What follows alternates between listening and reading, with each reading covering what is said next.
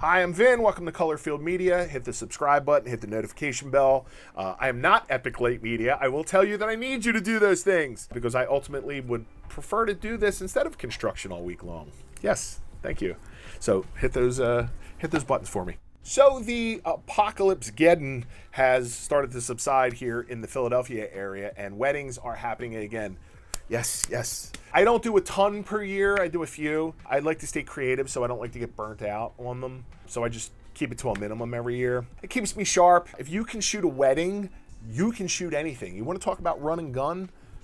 It's fast, man, and it's fast and it's dirty. And if you can come away with a great wedding film, you can shoot anything. I don't care what anybody says. I firmly believe that, all right? And I just did a video, my last video, about the importance of audio in video. Leave the card up here, wherever I put it.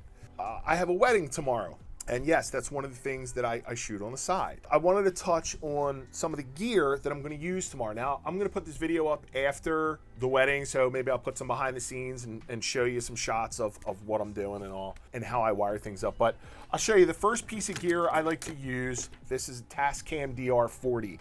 And it actually does a really good job. I've been using it forever. The record button can be a little finicky. You have to hit it twice for it to record. The first time just arms it. What I'll do is I'll wire XLR in to the back of the DJ speaker, and that will give you an overall mix. Sometimes you'll get some great DJs, and sometimes you will get some not so great DJs.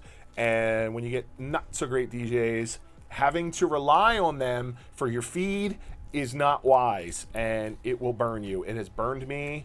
Don't do it, man. Trust. Just take your matters into your own hands. You don't have to bug the DJ. Just say, hey, listen, is it okay? I'm just going to plug an XLR out from the back of your speaker. Some guys are tools about it, and they're like, oh, my speaker will pop. It's going to drop my levels. No, it doesn't. It's a direct out. It's not going to do anything. But, you know, you have to try and work with people and just try and explain that, you know, you just want an overall feed. Now, if for some reason you can't get that, or I also like to run a backup.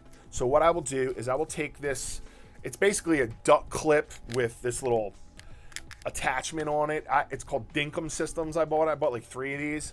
And what I'll do is I'll attach this to the stand, the DJ speaker stand, and I'll point this right at the speaker. Okay, this is the Zoom H1N, and this thing is awesome. It sounds great. I've done concert ambient mixes with one of these in combination with the direct audio feed, and it sounds amazing. The limiter on here is great, and I will put the limiter on. I will point this at the speaker.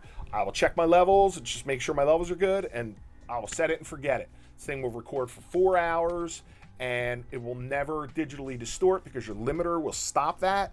And then, you know, you can use that in post. And it's a great backup. I just did a wedding a few weeks ago where the DJ's mic just died. So people are still talking, but nothing's coming through the microphone. So which means nothing's coming through the board and nothing's coming through the speaker. So those two became useless. What wasn't useless was my third audio source, okay? Redundancy. This bad boy cost me $80. It's the white Zoom H1. It's the original Zoom H1. I will turn this on, hit record, check the levels, and I will hide this on the sweetheart table in the flowers, because usually speeches happen right in front of the bride and groom, you know, right there off to the side or whatever. Set it on their table. It's white. It blends in. Nobody's even going to notice it. And hit record, and this is your lifesaver. This will save your hide, man. It saved mine. So the original Zoom H1 in white. My lav mic. This is what I will use for my lav. And you've probably seen the little cousin of this. You've seen the Tascam DR10L. This is the Tascam DR10CS. And you're thinking, what is that? What is the difference, Vin? I will show you the difference. This has an in and an out. You can't get it here in the States. There's some kind of patent lawsuit going on. I noticed on YouTube, you can't really find anything about these. I ordered 2 of these from London and had them shipped to me, and they were same price as they were here, $180, $190. They were under $200 each. So I ordered 2 of these. I'm wearing the other one to do this. Typically, I will just drop this in the pocket of the groom without an out on it. But for interviews or commercials or testimonials, you can wire in a Sennheiser wireless unit to this out. Attach it right to the belt of your client, your talent. You have direct audio recording, and you have a feed out directly to your camera. So you essentially have two sources off of this one device. Tascam DR10CS, you have to order them from overseas, but you can get them, and they're worth it. They're great units. I've never had a problem with either one of them.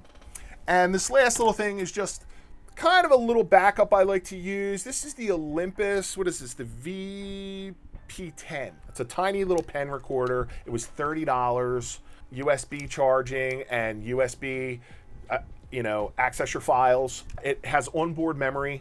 I want to say it records an MP3 and WMA from like back in the day. I will tape this right to the microphone stand in church on the podium. So if you're in a church and someone's doing readings and the priest is over there doing the gospel and you're in a big echoey reverby church, tape this to the mic and you are golden. And again, you can hide this in the reception area somewhere. It's just good to have these audio sources, and none of them are terribly expensive, but they will save your butt and they will elevate your production. Those are my audio wedding tips. If you're a wedding filmmaker, videographer, whatever you want to call yourself, make sure audio is just as important to you as the video is, and it will save your butt. All right, and that's it for me. I'll see you next video. Thanks for tuning in. See you soon. Peace.